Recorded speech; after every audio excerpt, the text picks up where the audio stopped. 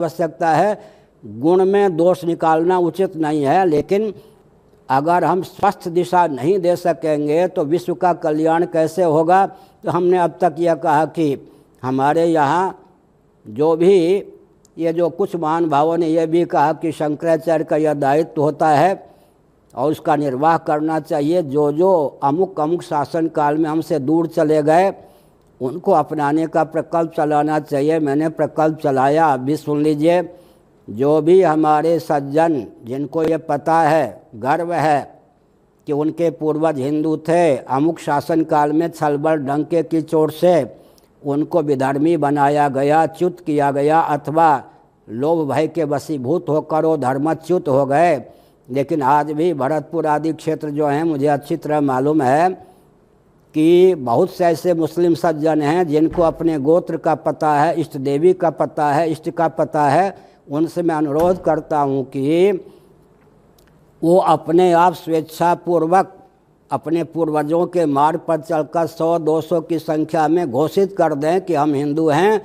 उनके यहाँ जो विवाह की प्रथा है, अभी भी तो आपस में ही वो विवाह करते हैं, गोत्र आदि को बचा करके। विधर्मी कहे जाने पर भी विवाह की परंपरा उन्होंने अपनी संस्कृति के अनुसार रखी। और एक संकेत करता हूँ, ऊपर की रोटी में सबका अधिकार, ऊपर की रोटी में सबका अधिकार, ऊपर की बेटी में नहीं अधिकार। इससे क्या होता है, वर्ण संकरता, कर्म संकरता के चपेट से मुक्त होकर के हम अपने अस्तित्व आदर्श की रक्षा करने में समर्थ होते हैं। तो जो भी स्वेच्छापूर्वक चाहते हैं कि हमारे पूर्वज हिंदू थे, वो हिंदू होने के लिए मैं शंकराचार्य के पद से उद्घोषित करता हूँ। वो 100-200 की संख्या में घोषित करें, 1000-1,00,000 की संख्या में हम अपने पूर्वजों के मार्ग पर चलना चाहते हैं। उनके यहाँ विवाह की प्रथा अभी सुरक्षित है, उस ढंग से विवाह करें।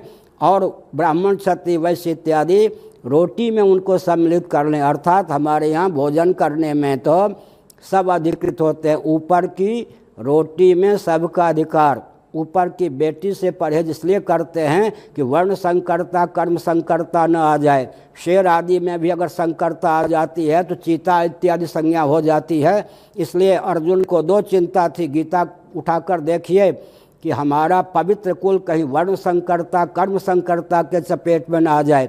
गीता का पहला अध्याय, तीसरा अध्याय, चौथा अध्याय, श्री कृष्ण भगवान को भी यह चिंता थी कि कर्म संकरता के चपेट में न आ जाए हमारा क्षत्रिय कुल। अर्जुन को भी चिंता थी। तो बहुत मर्यादित ढंग से, आह्लाद पूर्वक, कोई द्वेष पूर्वक नहीं, हम सबको अपनाने के लिए तैयार हैं। साथ ही साथ हम